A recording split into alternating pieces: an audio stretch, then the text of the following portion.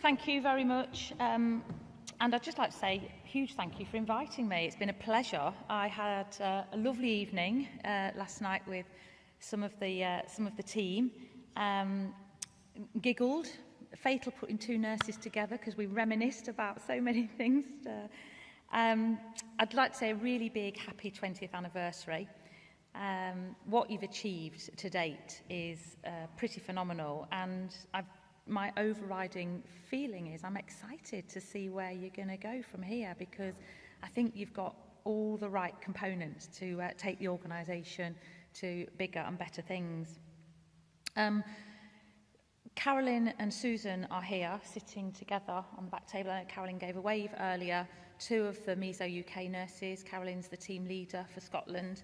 So, and they are really the Meso UK team members up here doing what we try to do as well as what we possibly can. I wanted to applaud the families and the speakers and the VTs from this morning, because it put it all, you're the reason why we are here and why we do what we do. Christina, just particularly, I'm the fixer in my family, and I think that's what got me where I am with Meso UK, because you know, when you're a fixer, you try to fix it for not just your family and your loved ones, but you take that into your work life, and I think that's really what drove the early days of Meso UK, because I wanted to put it right for people, because it's not, you know, there are things now that we need to sort, but there was an awful lot. You know, we have come a long way and improved a lot of things. I was also fascinated by your kitchen. It was immaculate. And I heard that was Barry's kitchen. I heard that, yeah. What a beautiful kitchen. I was just completely sidetracked by the wonderful kitchen. I also just wanted to say a little bit about my link to Scotland. So my dad was from Craignew near Wishaw. My uncle worked and died in one of those shipyards that Kevin showed. My cousin worked at Faslane.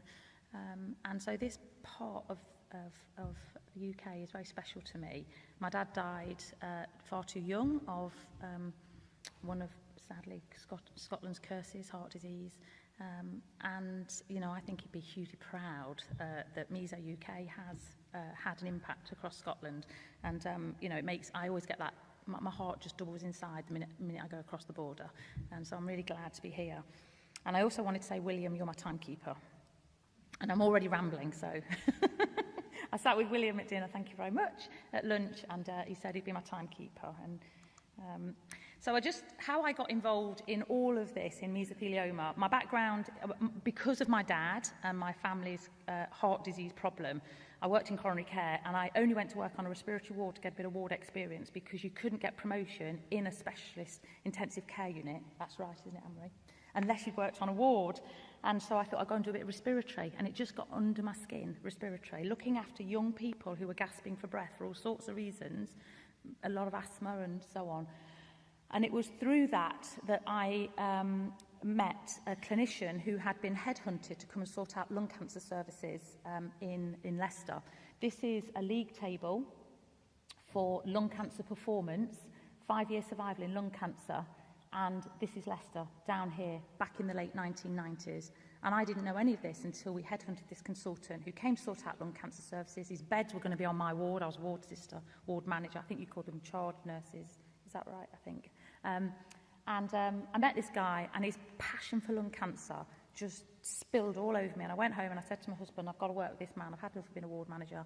And that's how I got involved in lung cancer. And lung cancer teams, as you know, look after mesothelioma patients. And so I started to see mesothelioma patients. Leicester has not got a high incidence of meso, slap in the middle of the country, furthest point from the sea. We probably, at that time, were seeing 20, 25 patients a year. The lung cancer team, during those early few years, led by Mick Peake, who became the chair of the board for Mesothelioma UK, we set about having a very systematic approach, much the same as what Kevin described for mesothelioma services in Scotland, a systematic approach to improving all aspects of lung cancer care in Leicester. And my responsibility was to improve the process for navigating patients. So we appointed the first cancer navigator in lung cancer in Leicester, and this was a poster presentation that I presented about that. and then also patient information, and I completely reviewed patient information. And that was my part of the deal. And all the other people in the team had other things, so CT scanning and the process for doing the CT scan, all sorts of things. We met every fortnight, and over a period of time, we absolutely turned around lung cancer services, so much so that we actually got Cancer Team of the Year in 2002. And this is me, over 20 years ago now, oh gosh, 20 years ago, just about, yeah. And this is Mick. So Mick's my Kevin, if you see what I mean. So he was the guy that was heading it. And these are managers and admin workers. He's a radiologist. This is Alan Milburn. Do you remember him? He was Secretary of State for Health at the time. Anyway, so mesothelioma, two of the clinicians that I worked with at that time had a disproportionate interest in mesothelioma compared to what we were seeing clinically. And we had a small lab doing some research, and we had a surgeon who was refining his surgical skills. And I was the only lung cancer nurse specialist working with that team. I think there are now 8 nurses working with the team. I was the only lung cancer nurse. Anybody who was interested in finding out more about these doctors who were doing research got put through to me. And I felt inadequate. And then I was brought up in the area where I work. I also, at the very same time, looked after one of my dad's friends who had intractable pain with mesothelioma. And that really did tip me over the edge in terms of thinking, we've got to do something. This is a map, as you know, of the UK, and it shows you our major estuaries where the highest incidence is. Leicester's somewhere here, so not got a high incidence. But these are the issues that we were faced with mesothelioma then, and sadly some of those have not changed. But it made my mind up that something had got to be done. I linked with a nurse in Yorkshire who was doing a lot, Mavis Robinson, for mesothelioma, put together a bid to Macmillan to establish a bespoke service for mesothelioma, and we were called the National Macmillan Mesothelioma Resource Centre. It took 2 years to negotiate the bid. It was £200,000, which would have bought me 4 houses then, which was a lot of money in the area that I live then at that time. And this is what we set about to achieve, basically to be a one-stop shop for mesothelioma under the umbrella of Macmillan Cancer Support. Happy days. Remain NHS employee. There was me, I had 4 days a week of a secretary and 1 day a week of a business manager who would look after the bookkeeping. Don't get me wrong, I'm an absolute glass half full, blue sky thinker and always dream big, work-wise, not personally, I wouldn't say. So the dream was always to be where we are now and some, that we're not half done yet.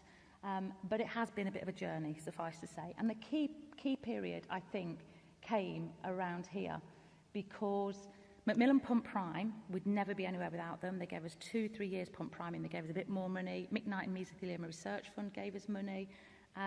But basically, you've got to find your own, you've got to be able to sustain yourself. And there's no way to fund a service like ours through the NHS. So the only way to do it was to go independent as a charity.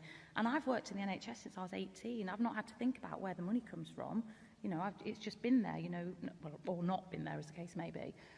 So it was pretty scary. Nobody wanted to be a trustee, so I had to become a trustee as well as work, which was actually against the rules and I didn't know. Mick Peake and the business manager, 3 of us, off we went.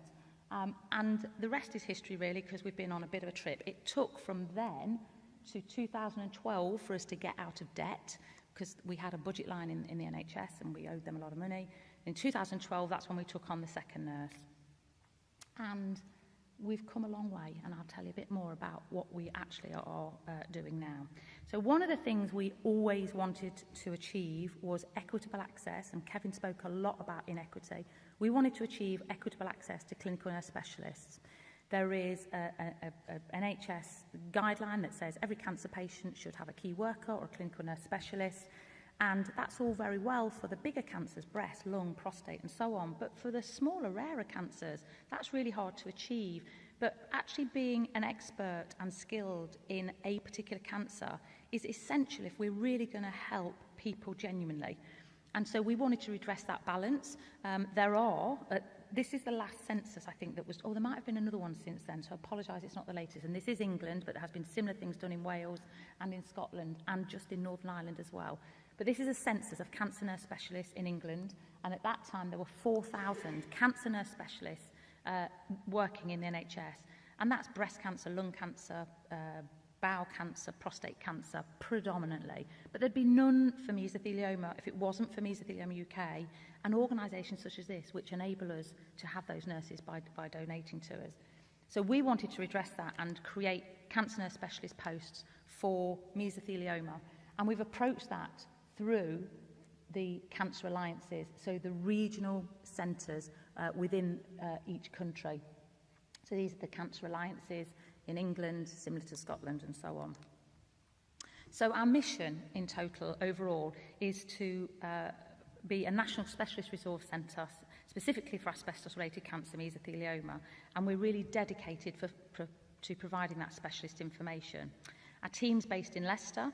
We now have the most amazing offices. I know, Fraser, you've been to our offices, that were provided by a philanthropist, by a local person who actually has handed our offices virtually to us on a plate, which is amazing. But people like that do exist. You'll never be able to find out who it is because he's so private about it. He's a real genuine philanthropist. Anyway, so that's where the ops team are based. There are now 17 in the ops team, a lot of part-time workers in there. We've got a board of trustees, mixture of medical, legal and carer backgrounds, and Kevin is on that board of trustees. We've got a team of volunteers who do fundraising for us and attend events and so on. We've got ambassadors who promote the charity at various events. We've got a clinical expert panel with representatives of all 4 nations, and Kevin is the chair of that clinical expert panel. And we've also got another committee that manages our research and audit activity. These are the things we do. You can look on our website and find out a little bit more about it. I think I just want to point out our nurses who are what have been described by other people as our tour de force. And I think the other thing I probably want to point out, well, I'll come to it actually. So we now have, bear in mind, in 2012, that's when we appointed the second nurse. We now have 34 nurses, and we haven't got all the UK covered, but we're on a mission to do that. In England, as I said, we aim to cover each cancer alliance. In Scotland, it's pretty much sorted. The Scottish network has been an amazing vehicle. And remember, the real catalyst for driving that network was a patient, a family. So Julie Roberts, who was a real catalyst for driving all of that. In 2020, we launched Project Wales, and WISC, the Welsh Health Board, have just agreed to fund and replicate the Scottish network in Wales.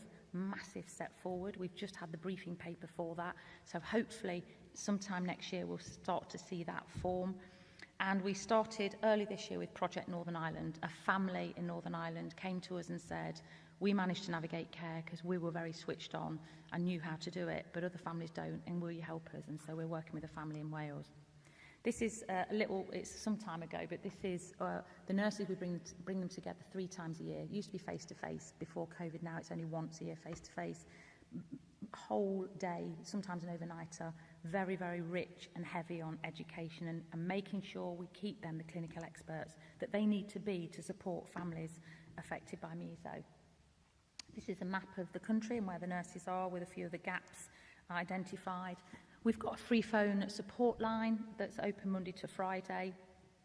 We provide information and signposts, which is, I think one of the speakers on the VT said that it was Meso UK, and that's typical. So if someone from Scotland phones us, we will signpost to the support, because there's nothing like having that face-to-face people supporting you. So we're always going to work with our partner organisations. The nurses are contracted to actually be involved in a support group or to set one up if there isn't one that they can link with. So we encourage that for the nurses, and we also work closely with the asbestos support groups. We run 3 virtual groups nationally. One of them is the peritoneal patients group, run by Sam Westbrook, who's our peritoneal nurse expert. Really well attended group, and they actually meet face-to-face at our patient and carer day as well. We have a carers group, and we also have a group for younger patients that Simon Bolton, one of our nurses, runs. We've got a whole range of information, and Carolyn's got a stand outside with some samples of that if you'd like to have a look at it. And if ever you read any of our information and you think that could do with this or it could do with that or that's wrong, please let us know, because we do want to make sure that it is as good as it possibly can be. We also have a care passport. Increasingly, people living with mesothelioma, it is necessary for them to visit multiple hospitals, maybe to access clinical trials or to go and get a second opinion, or, you know, radiotherapy is not available here, but it's available there, and all the rest of it. So we've developed a care passport that you can keep a bit of an itinerary of where you've been and what's happened. It just makes it easier when you go anywhere for another appointment, because you can hand it over or just refer to it. We have 2 specialist benefits advisors. Scotland, as I say, is really well covered by asbestos support groups and expert benefits advisors, much the same as we've been hearing about Diane. But that's not the same for the whole of the UK. And so we have 2 specialist benefits advisors that plug the gaps. So when people contact us and we can't signpost them to an asbestos support group, then our benefits advisors will help them and do that over the phone and so on. And they also manage caseloads in the areas where they work. So we've got Caroline Barry, who's based in Leicester in the central office, and we've got Sarah Thomas, who's based in the Reedley's Asbestos Support Group in the northwest, in Northumberland. We are very keen to ensure that patients seek expert legal advice and explore their legal options with experts in the field, much as you've heard from Fraser today. So we've got information on our website about that, and we also have a legal panel that we signpost patients to. Simon, I think, alluded this morning to the travel expenses. So we will fund patients' travel and hotel costs to go and seek clinical trials or expert opinion. Pre-COVID, I mean, it all went, any data that we see from the last 2 years is going to be completely skewed, so we're always going to refer back to pre-COVID. So in the year pre-COVID, we spent £25,000 supporting patients to do just that. And I just wanted to, I did talk to the lady over lunch about clinical trials and how we have worked so hard to try and get clinical trials open in Scotland. It doesn't go unnoticed that big phase 3 randomised trials have not opened in Scotland, and we have berated the teams responsible for that. I think that once we start to see more interventional clinical trials open in Scotland, and we've got some good collaborations going on, it will happen, because you have got the most amazing infrastructure for making sure that patients do get equitable access. So I don't think it'll be long. In truth, there haven't been many trials in the last couple of years because of the COVID situation. We're only just beginning to see them open. Nero opened recently. It's now opened in Leicester and in Southampton. But, you know, I pledge to do our absolute best to get it open in Scotland as soon as we can. We do a lot of work with the armed forces. So what we discovered is that a bigger proportion of our patients actually have an armed forces background than ever we imagined. And we have knocked on the MOD's door, and we're working with them. In fact, I'm at the MOD on Monday the 26th, talking to them about the next stage of what we think they need to be doing to help protect our armed forces and acknowledge the legacy of asbestos within all areas of the MOD. And we work hard to ensure that the nurses know how to signpost for specialist support and advice for people who have been in the armed forces. And you'll notice, you probably didn't notice, but on the pro forma that for the Scottish Mesothelioma Network, there is a box on there that says, has this person been in the armed forces? So we try to identify it right at the outset so we can signpost people appropriately. We fund national audit in mesothelioma. We've had Scotland on the start line ready to join that audit, but because of a lot of shuffling around within NHS Digital, which manages data for England, we've been paused with our national audit. We're waiting for them to publish some mesothelioma data, and then we're going to wrap that in all nations data. So we're pledged to continue. It's the best mesothelioma audit in the world, without doubt. And as Kevin quite rightly said, if you don't know what's happening in your services and can't benchmark against gold standard, how can you ever expect to improve? And so it is a vital part of what we deliver as a charity, but one that has been paused, unfortunately, now for 18 months while we wait for NHS Digital. But watch this space. We also recently launched a health companion. This hasn't launched in Scotland yet, but I understand it's going through the regulatory processes to enable us to launch it. Basically, it's an app. You download it on your phone, and then every several weeks you upload how you're feeling. How's your cough? How's your breathlessness? How's your appetite? How's your pain? And then you also upload things about your experience of care. And then we can capture that as a charity and feed it back by region, by country, and nationally as well, and use it again to measure not just your outcomes but also your experience of actually reaching that outcome. So watch this space, and I hope you'll engage with it once it is available in Scotland. It's quite an easy app just to use on your phone, or you can use it on a tablet. We're very keen to fund research, clinical trials cost way out of our budget currently. We're not big enough, we will be one day. So we've funded about £1 million of the research to date. Much of what is read in any professional journals about patients' experience of care or about the impact of the legacy of asbestos over the last few years, you can bet your life it will be linked to Meso UK in some way, shape or form. We've partnered with other organisations to fund research, and we are currently just reviewing our second round of independent grants that should be notified in November. In July 2020, we opened our dedicated research centre at the University of Sheffield, and just to give you some idea, this is some of the studies they've completed, have been published, presented internationally to date.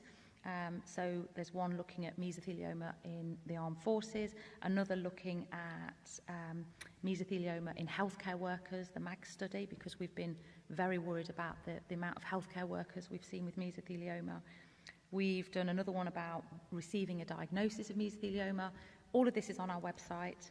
And these are some of the studies that the team are working on at the moment. So we've got a pathway in peritoneal mesothelioma. We have one MDT for peritoneal mesothelioma in the whole of the country. We don't really need another, but we need to make sure that all patients with peritoneal know that MDT exists and gets their case reviewed. And we're looking at the pathways to accessing that. We've got a study looking at long-term survival. So we're interviewing patients and families where the patient has been a long-term survivor, to ask them about their experience, try and learn from them what has helped them with their survival journey. We're doing another study looking at mesothelioma in education workers because they might have asbestos in our schools and so on. Again, this is all on our research centre's website if you'd like to know more.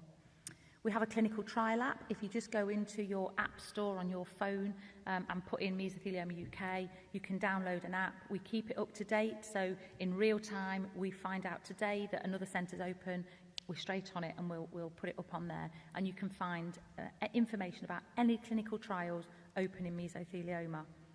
We're working with UCNAR, the UK National Asbestos Register, for those people who have white van workers in their family, for instance, so carpenters, joiners, working in small organisations, turn up at an office block to do some work, get there at 7:30 because they're always there first there. Before they go in, they want to know where the asbestos is in that building, and currently trying to access the asbestos register is really challenging, really difficult. It's not always available.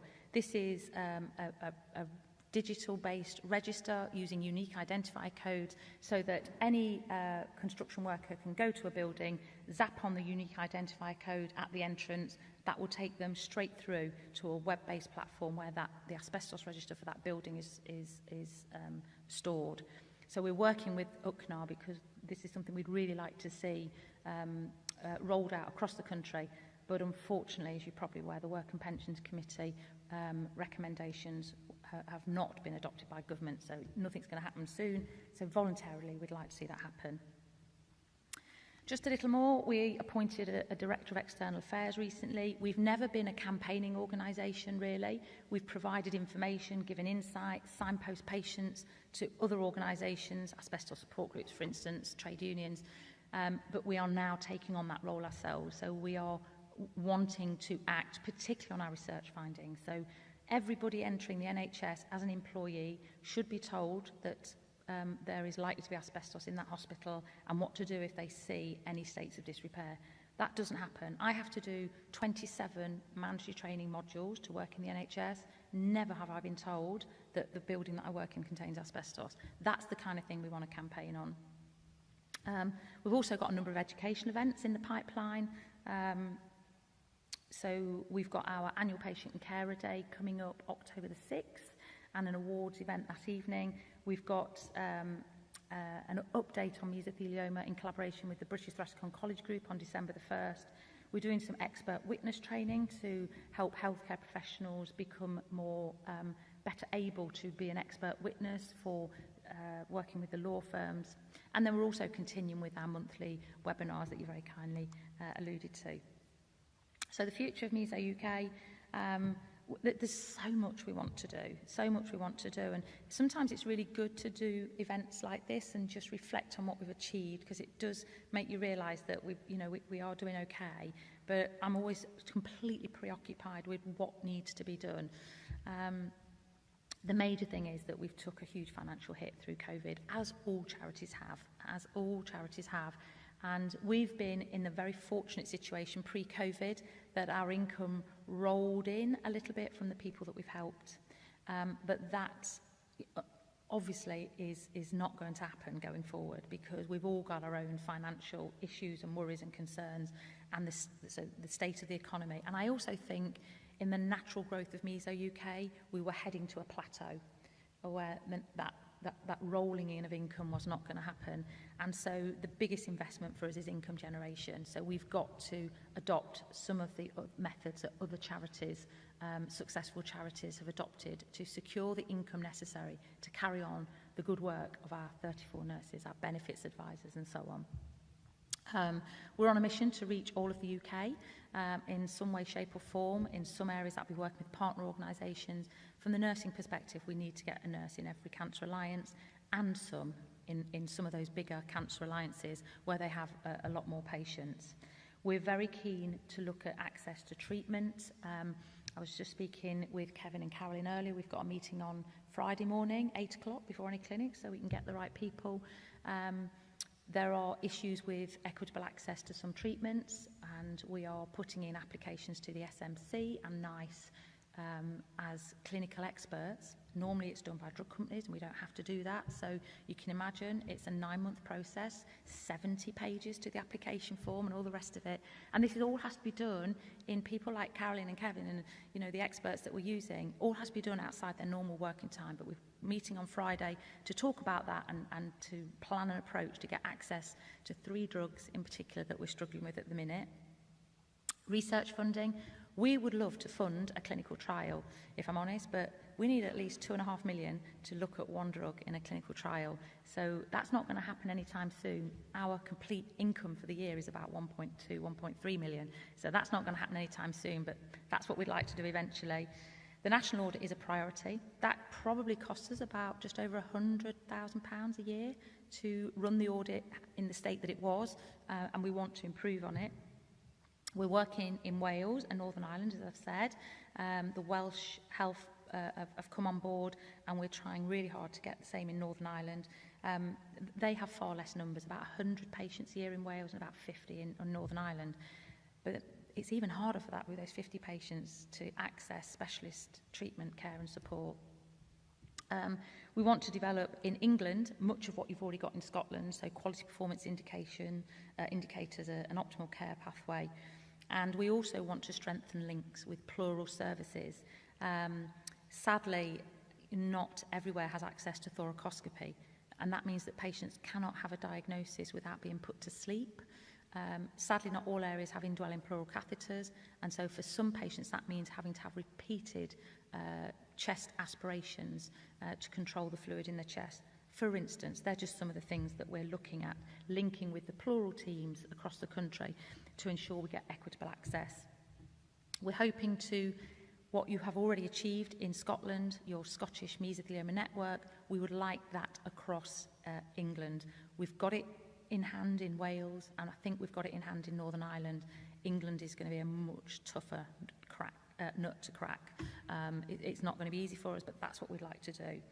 And then there's all the blue sky thinking. We would love to have holiday homes that we could let mesothelioma patients go to for free. We would love to have an insurance policy that we can cover people to travel, because getting travel insurance is an absolute nightmare, as I'm sure many of you know. So we'd love to have a national insurance policy that as long as you meet this criteria, yeah, you're good to travel. All sorts of things. We'd love to send every mesothelioma patient a care pack with everything they need to help keep themselves well for as long as possible. It goes on. There are lots of other things we would love to do.